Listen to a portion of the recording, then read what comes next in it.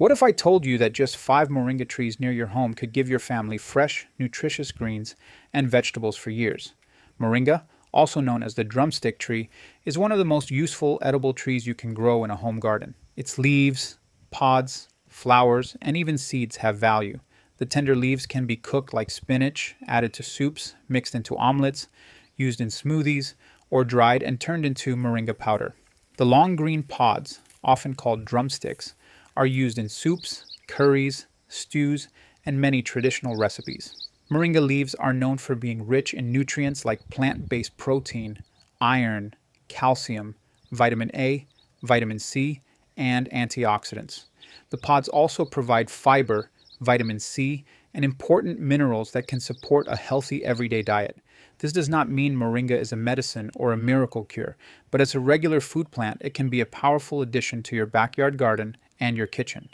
If you're pregnant, taking regular medication, or dealing with a health condition like diabetes, blood pressure, or thyroid issues, always talk to a healthcare professional before consuming moringa powder or large amounts of moringa.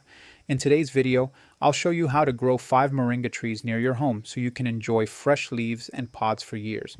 And if you don't have a backyard, I'll also show you how to grow moringa in a large container, grow bag, or plastic drum. The first thing you need is the right location. Moringa does not need a huge piece of land. If you have a sunny backyard, a side yard, a fence line, a small homestead garden, or even a corner with enough sunlight, you can grow moringa successfully. The most important requirement is sunlight. Moringa grows best in a spot that receives at least 6 hours of direct sunlight every day. Avoid planting moringa in a place where water stays for a long time after rain. Moringa does not like waterlogged soil. Its roots need drainage, so choose a location where extra water can easily move away. If you're growing 5 trees, planting them along a fence line or at the edge of your garden is a smart option. This saves space and keeps the trees organized. Now let's talk about how to start moringa. There are 3 simple ways to grow it: from seeds, from cuttings, or from nursery plants. Growing moringa from seeds is one of the best options for home gardeners. Seed-grown plants usually develop a strong root system and can become healthy, long-lasting trees. You can also grow moringa from cuttings. This method can be faster, but you need a healthy, mature branch from an existing moringa tree. If you are a beginner and want an easier start, you can buy young moringa plants from a nursery. Just make sure the plants are healthy, green, and disease-free. For a home garden, 5 healthy plants are enough to create a steady supply of fresh leaves and pods once the trees become established. Now let's prepare the planting holes. For each moringa plant, dig a hole around 18 to 24 inches deep and wide.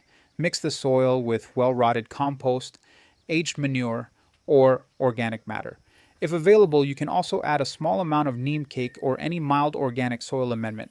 This gives the young plant a strong start and helps the roots grow faster.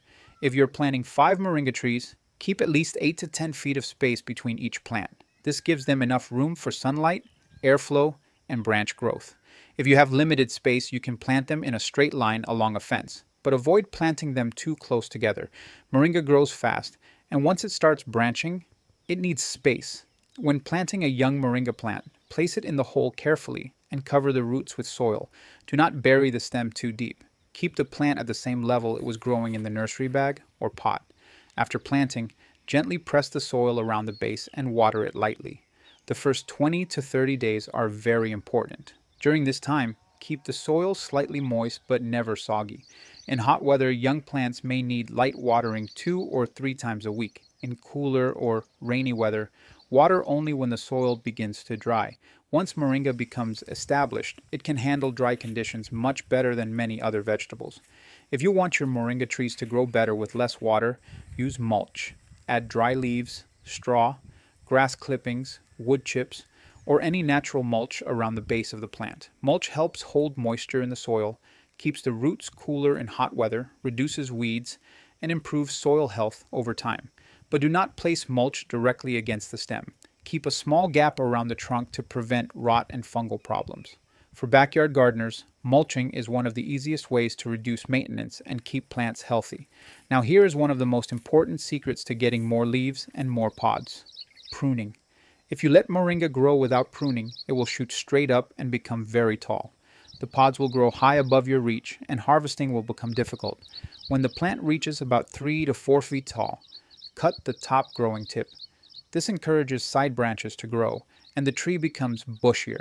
More branches mean more leaves, more flowers, and eventually more pods. For a home garden, do not allow moringa to become too tall. Keep it at a manageable height so you can harvest leaves and pods easily. Every year, remove dry, weak, damaged, or inward growing branches. This improves airflow and sunlight inside the tree and keeps it productive. One of the best things about moringa is that you do not have to wait only for the pods.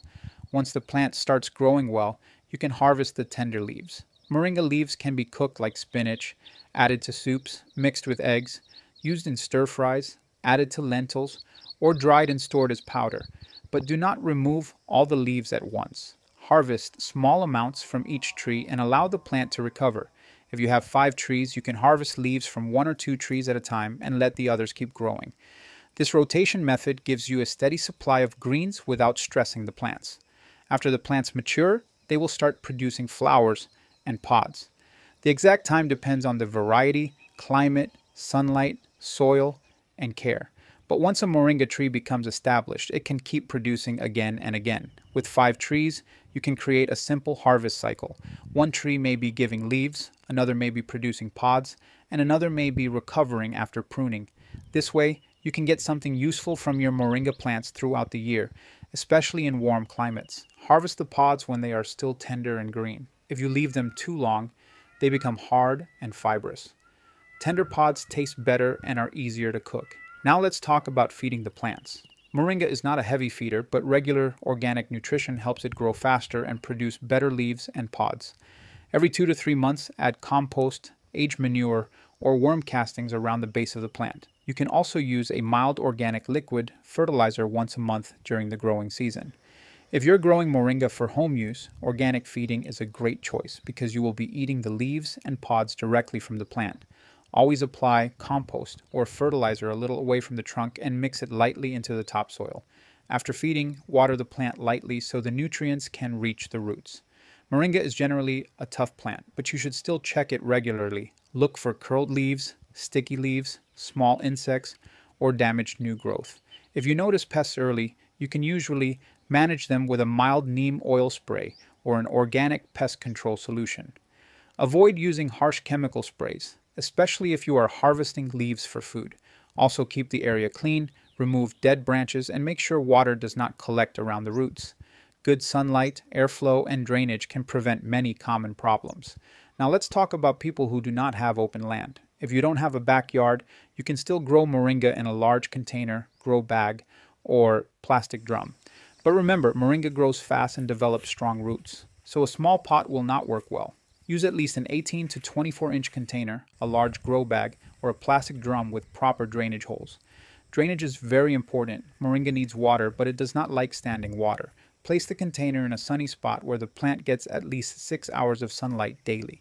For container growing, prepare a light and well-draining soil mix. You can use 50% garden soil, 30% compost or aged manure, and 20% sand, perlite or coco peat. This mix holds enough moisture but also drains well. If available, add a small amount of neem cake or organic slow-release fertilizer. Now plant a moringa seed or a young seedling in the center of the container. If you're planting seeds, place them about 1 inch deep and cover lightly with soil. Water gently and keep the container in full sun. Container-grown moringa needs careful watering. Because containers dry out faster than ground soil, check the soil regularly. Water only when the top layer of soil feels dry. Do not keep the soil constantly wet. In hot summer weather, container plants may need more frequent watering. In cooler weather, they need less. Pruning is even more important in containers. When the plant reaches about 3 to 4 feet tall, cut the top tip to encourage side branching.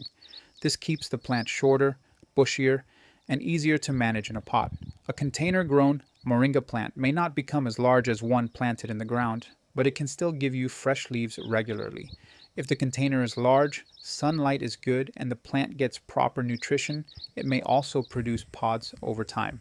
For small space gardeners, the main benefit is fresh moringa leaves. You can harvest small amounts, cook them fresh, or dry them for later use. So even if you only have a patio, balcony, rooftop, or small backyard, you can still grow moringa at home.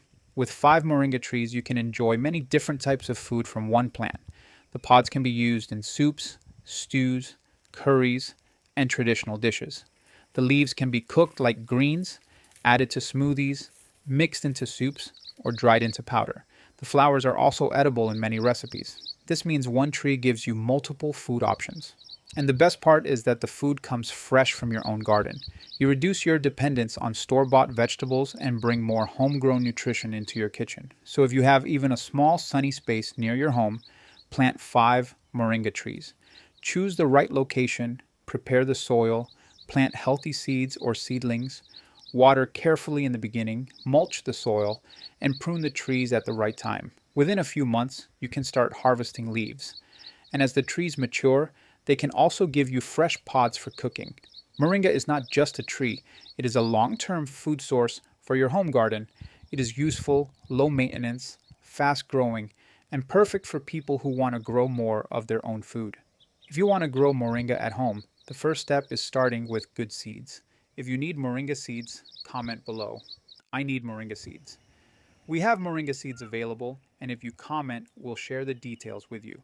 Also, tell me in the comments, would you grow moringa in the ground, in a backyard, or in a large container? If you found this video helpful, like the video, subscribe to the channel, and share it with someone who wants to grow fresh food at home. See you in the next video with another practical gardening idea.